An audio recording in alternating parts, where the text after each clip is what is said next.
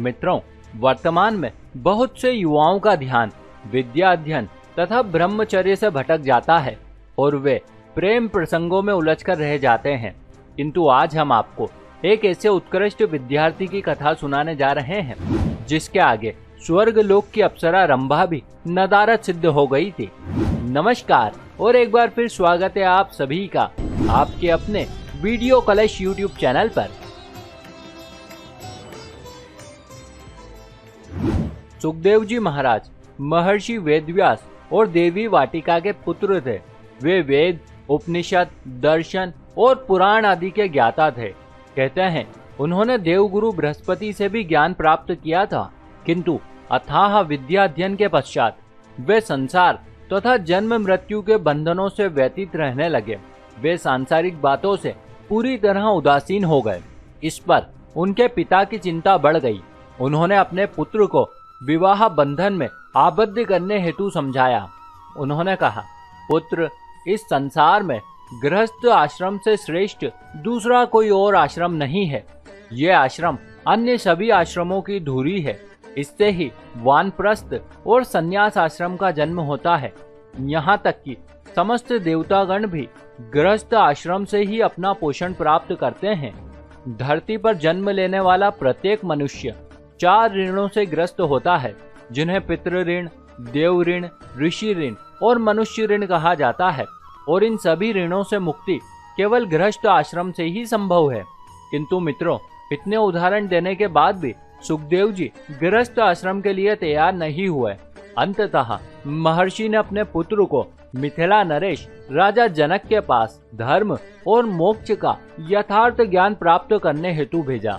तत्पश्चात जब सुखदेव जी राजा जनक के महल में उपस्थित हुए, तब राजा को देखते ही उनके मन में ये प्रश्न उठा कि भला एक राजा आखिर कैसे मुझे आध्यात्म की शिक्षा दे सकता है।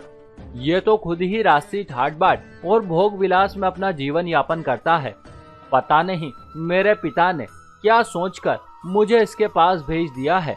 किंतु मित्रों, सुखदेव जी को ये भान नहीं था कि राजा जनक ग्रस्त होते हुए भी पूर्ण रूप से सन्यासी थे। उनमें ना राजमत था, ना ही राज के प्रति कोई मोह माया। संभव था इसीलिए वे सुखदेव जी के मन में चल रहे विचारों को जान गए थे। वैसे जल्द ही अब वे उनके मन में उठी शंकाओं का समाधान करने वाले थे। उन्होंने कहा, वत्स, मैं जानता हूँ इस वक्त तुम्हारे मन में क्या चल रहा है, किंतु इससे पहले कि मैं तुम्हारी जिज्ञासाओं को शांत कर तुम्हें अपने शिष्य के रूप में स्वीकार करूं, तुम्हें एक परीक्षा देनी होगी। तुम्हें इस तेल से भरे पात्र को अपने सिर पर रखकर पूरे महल का अवलोकन करना होगा। फिर तुम मुझे आकर महल का विवरण देना, किंतु ध्यान रहे इस दौरान पात्र से एक भी बूंद तेल कम नहीं होना चाहिए, तभी मैं तुम्हें अपने शिष्य के रूप में स्वीकार करूंगा। तत्पश्चात सुखदेव जी महल का अवलोकन करने चले गए। वे बारी बारी से महल के प्रत्येक कक्ष में गए और विस्तार से सब देखकर शाम को वापस लौटे। इस पर राजा जनक ने कहा, बहुत अच्छे वत्स, तुम इस परीक्षा में उत्तीर्ण हो गए हो। अब मैं तुम्हें अपने शिष्य के रूप में स्वीकार करता हूँ, परंतु मैं तुमसे जानना चाहता हूँ कि आखिर तुमने ये सब कुछ कैसे किया। सुखदेव जी बोले, आसान था गुरुजी।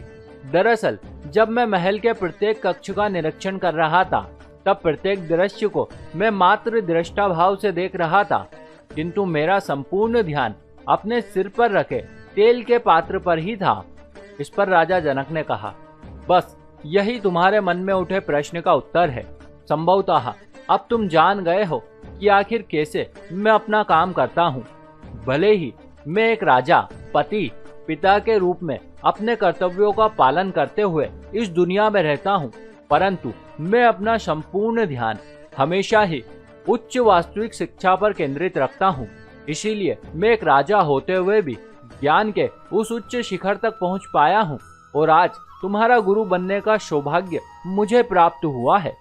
और इस प्रकार से मित्रों, राजा के उपदेशों से सुखदेव मुनि की शंकाओं का समाधान हुआ। तत्पश्चात धीरे धीरे से समय यूं ही बीतता चला गया। जल्द ही सुखदेव जी राजा जनक से शिक्षा दीक्षा लेकर अपने आश्रम को वापस लौट गए। और ऐसे ही एक दिन वे अपने ध्यान में मग्न बैठे थे, तभी उन पर देवलोक की अप्सरा रंभा आकर्षित हो गई। प्रणय की आशा में वो उन्हें लुभाने के लिए भांति भांति प्रयत्न करने लगी, किंतु सुखदेव जी ने उनकी ओर तनिक भी ध्यान न दिया। काफी समय बीत गया, तब सुखदेव जी ने पूछा, देवी आप कौन हैं और मेरा ध्यान क्यों आकर्षित कर रही हैं? रंभा ने कहा, नाथ मैं स्वर्ग की अप्सरा रंभा हूँ और मैं आपको प्रणय हेतु रिझाने का प्रयास कर रही हूँ और मैं चाहती हूँ कि आज हम जीवन को छक्कर भोगें। सुखदेव जी बोले, किंतु देवी मैं तो जीवन के उस सार्थक रस का पान पहले ही कर चुका हूँ। अब मैं परमात्मा के उस रस को छोड़कर अपने जीवन को निरर्थक नहीं करना चाहता हूँ। इस पर रंभा उन्हें अपने रंग रूप और सौंदर्य की विशेषता बताने लगी।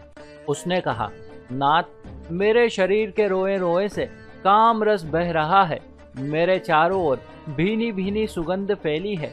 मेरा आलिंगन करो तो तुम्हें पता चले कि यौवन किसे कहते हैं। इस पर सुखदेव जी बोले, देवी आपकी कृपा से आज मुझे पहली बार पता चला है कि आपके शरीर में इतना अद्भुत रस छुपा है।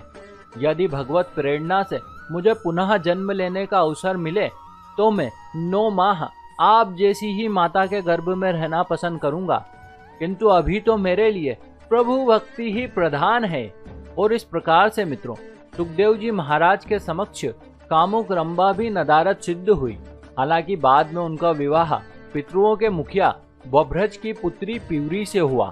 साथ ही साथ उन्होंने राजा परीक्षित को श्रीमद् भागवत की कथा भी सुनाई थी, जिसके श्रवण मात्र से राजा परीक्षित को मोक्ष की प्राप्ति हुई थी। तो देखा मित्रों आपने, प्रभु की भक्ति और ब्रह्मचर्य में कितना अद्भुत आनंद छुपा है। इसी के साथ हमारी ये कथा भी यहीं समाप्त हुई। आशा करते हैं आपको ये जरूर अच्छी लगी होगी। ऐसे और भी वीडियो देखने के लिए अभी सब्सक्राइब करें वीडियो कलश यूट्यूब चैनल को। साथ ही साथ इस वीडियो को ज्यादा से ज्यादा लोगों के साथ शेयर करें और अब से आप हमें फेसबुक पर फॉलो करना ना भूलें, ताकि चारों ओर धर्म रूपी प्रकाश फैल सके। आप सभी मित्रों का बहुत बहुत धन्यवाद।